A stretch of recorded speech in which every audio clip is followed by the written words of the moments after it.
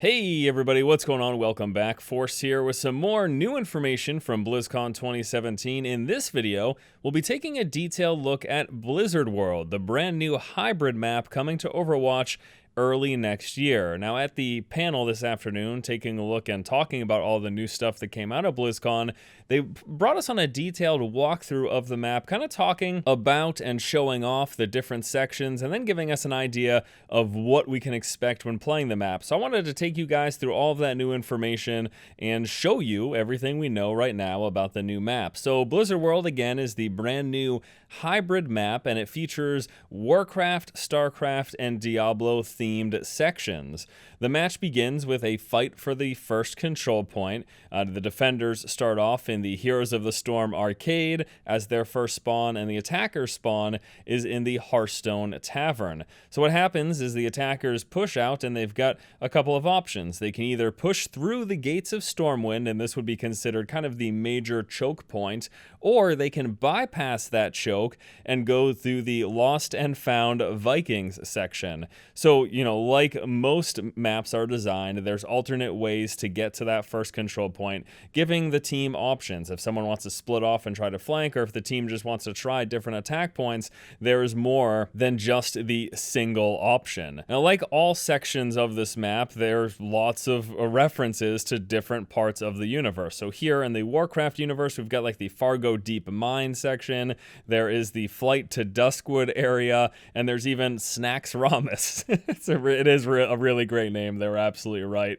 Now, with the first choke point, it was sort of designed to be a mini arena where there's multiple routes for both the attackers and defenders. The attackers actually begin by having a lot of cover and a lot of health packs nearby to help them push, take a foothold, and push towards that first point, hopefully pushing the defenders back and then contesting the first point.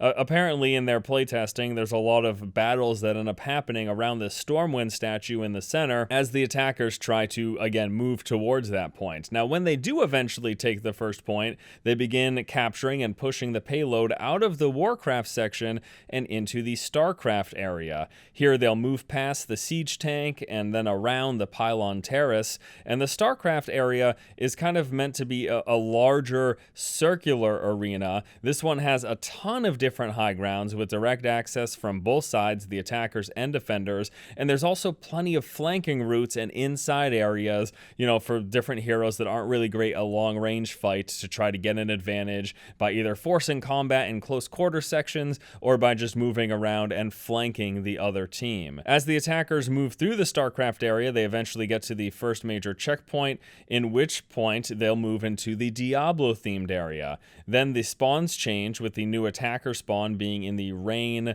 of the Black King ride zone, and the defenders move to the Parks Command Center, where they control all the different rides and stuff.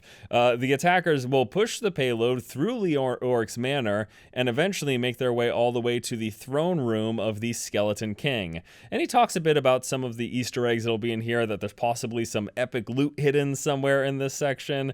And he also mentions the fact that there are some really nice flanking routes in the Skeleton King room, again, for the same reason, for heroes that look to flank rather than straight up fight or fight at long distances.